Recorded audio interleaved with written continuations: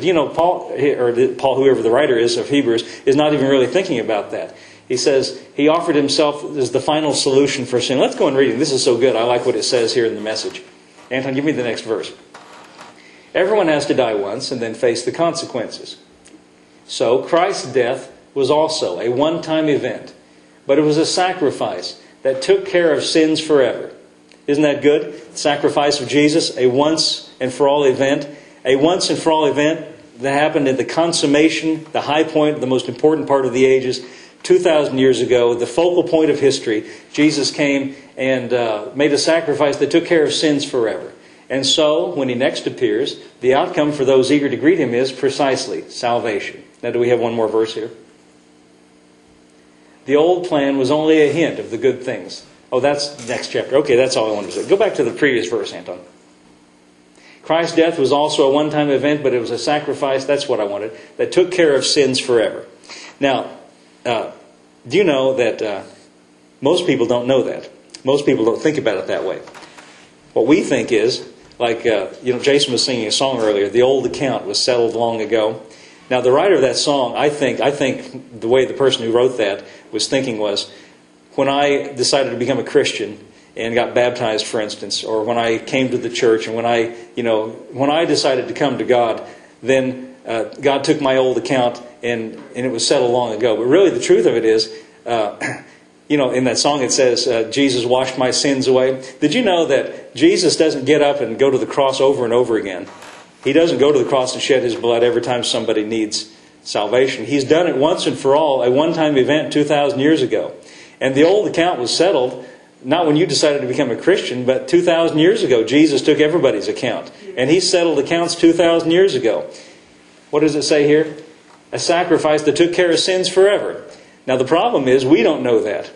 And when a person comes to the Lord and comes and receives Jesus, all he's doing is coming and receiving what's already been done for him. But I would say that might be good news for people in the world.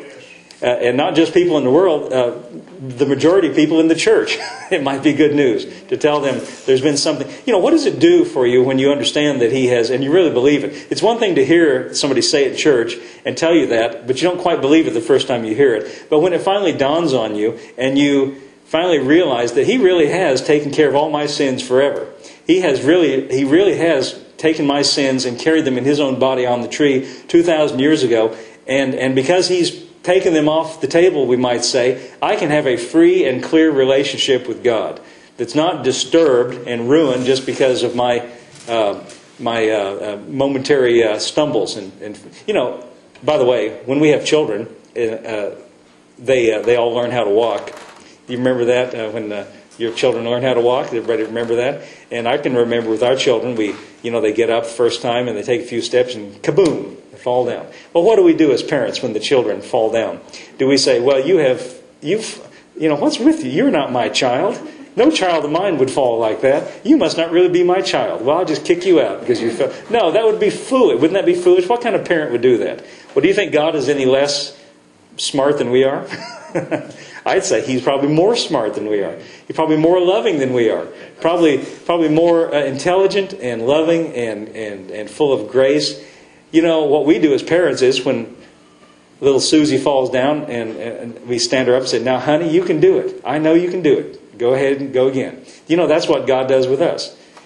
When we fail, when we fall, he doesn't kick us out because, listen, sins have been taken care of forever. That's not the issue anymore with God. He picks us up, stands us up, and says, you can do it. I know you can do it. And to help you, I've sent forth the Spirit of my Son into your heart. He knows how to do it. He'll help you do it. And as many times as you fall down, he'll stand you up that many more times. Let me show you one more verse before we go. I was going to stop here. Anton, would you back up? Give me the King James again. Back up into chapter 8. I promise this is the last one.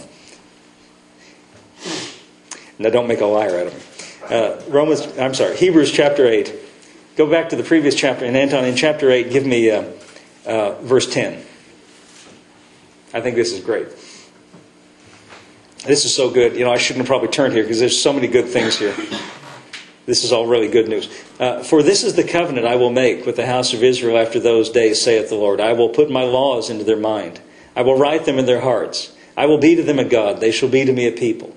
And they shall not teach every man his neighbor and every man his brother, saying, Know the Lord, For all shall know me. How about that? For all shall know me. How many does all include? Just about everybody. All means all, doesn't it? All shall know me. That word know means a word in the Greek language, G-I-N-O-S-K-O, ginesko, to know by personal experience. That's what it means. All shall know me by personal experience. From the least to the greatest. So even if you think you're the least, you come into this category. All shall know me, from the least to the greatest. I'm going to get to know each and every one of you, from the least to the greatest. And here's what it says in verse 12. For I will be merciful to their unrighteousness, and their sins and iniquities I will remember no more. Now notice he says two things separated by a comma here. Let's take the second one first. Their sins and iniquities I will remember no more. Does that sound like what we read in chapter 9 where he said the final solution for sin and sin's taken care of forever? That means in a legal sense, in the sense of the legalities of it, Jesus has paid for and taken care of the payment or the penalty for sins forever. But notice what he says first. Beyond just the fact that he's taken care of sins in a legal sense forever, verse 12 in the beginning it says, I will be merciful to their unrighteousness. Now we read over that and don't really think about it as though it's saying all the same thing. But really the word righteousness means to be right according to a standard. And the standard, of course, is God. And righteousness means to be in accordance with, or to be in line with, or to live, we might say, in accordance with the standard. But guess what? Now let's just be honest, and I'm not asking for a show of hands, but in our lives, in our everyday lives, even though we're Christians, is it true that sometimes there's the potential at least to do something that falls outside of what we would consider strictly righteousness?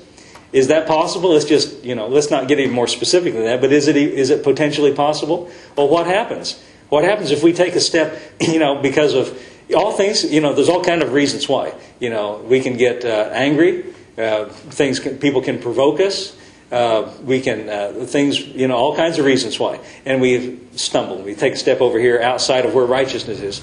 And then immediately we know it because we have the Spirit of Christ on the inside crying, Abba, Father, I shouldn't have done that. I'll come back over here. Right? That's what repentance is, by the way. Where you say, I don't want to be here. I want to be here. Repentance is where you realize you've taken the wrong path and you decide you need to get back on the right path. That's all it is. But you see, what happens to us?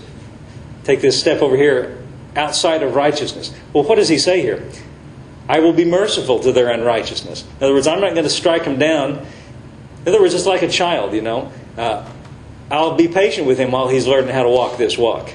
We're his children. He sent forth the Spirit of his Son into our hearts, crying, Abba, Father. And in our missteps and in our stumbles, in our steps outside of righteousness, I'll be merciful. I'll be understanding. And I'll help.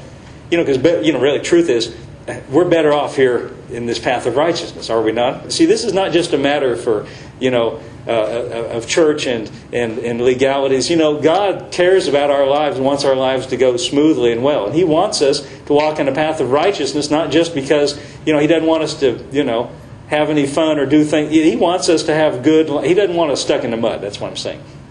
But He wants us to walk in the paths of righteousness. Here's what He says. I will be merciful to their unrighteousness. That means what does it mean to be merciful? That means I'll, as we would say, cut them some slack. That means I'll hang in there with you.